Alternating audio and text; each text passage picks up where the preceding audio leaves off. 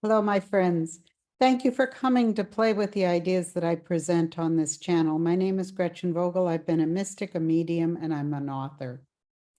In the end of the last video, I was talking about how after my dad died, and I was able to speak with him when he was in spirit, he told me that at first he felt that he was tumbling in some kind of darkness, in forms of darkness. And I had to really think about that because he was very afraid of death. My mother wasn't afraid. She was a very spiritual person. She actually was quite psychic as well. And she wasn't afraid, but he was. So I was really thinking that perhaps what he experienced as he transitioned was this fear of being judged or what was going to happen to him. I'm not convinced he believed in the the afterlife anyway. And then I got a letter from a beautiful person that's following me who was talking about her husband's parents died within 4 months of each other. Her mother-in-law was terrified of death, but developed dementia in her elderhood. And perhaps ALZ or dementia is a softening of this process. I don't know. I'm just guessing.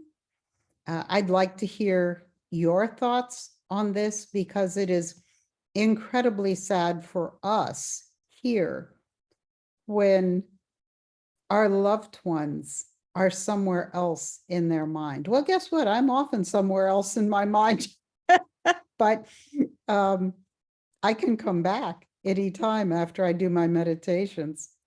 I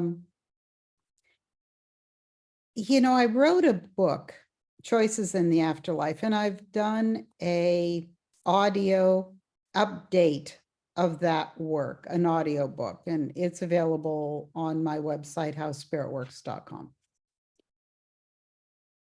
Because I really don't want people to be afraid of death. I've had 2 near-death experiences, which were very informative and very pleasant.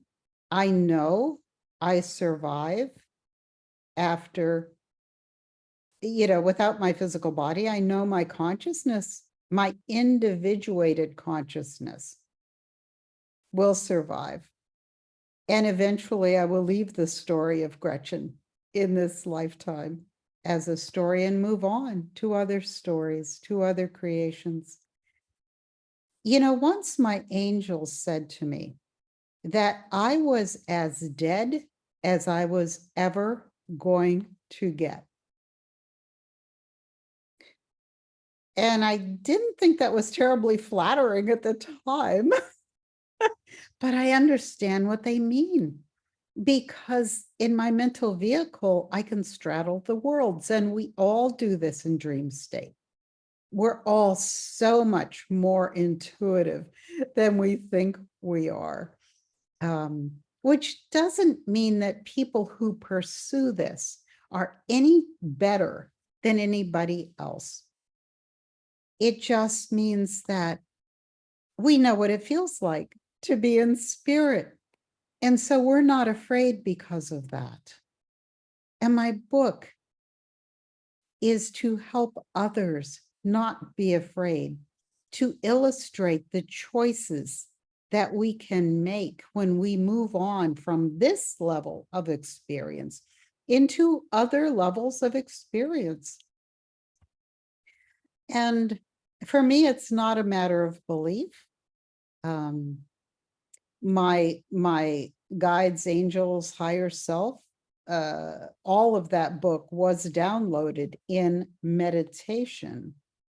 And when I'm in trance, I don't even know what's happening, but I speak the information, and then sometimes I don't even understand it. But eventually, rereading it, I do get what they were trying to say, even though perhaps my choices of words were not exactly what they meant. And then in context, I can correct it. But I don't want you to be afraid of death. I don't want you to be hamstrung by my dad's experience. I don't want you to feel unhealed moving into death. I really feel like the older generations were not as introspective because it wasn't even popular then. I mean, look at the self-help movement, right? We've become introspective. We want to heal our traumas. We want to heal our wounds so that we can have a better quality of life. We're not going to just muddle along in the same pain for our entire lifetime of the traumas and the misconceptions that we might be carrying about experiences that were very difficult, and the suffering here. It's just a part of life. And so I hope that this helps somebody. And until I see you again, please be well and please be blessed. Thanks for coming. See you next time.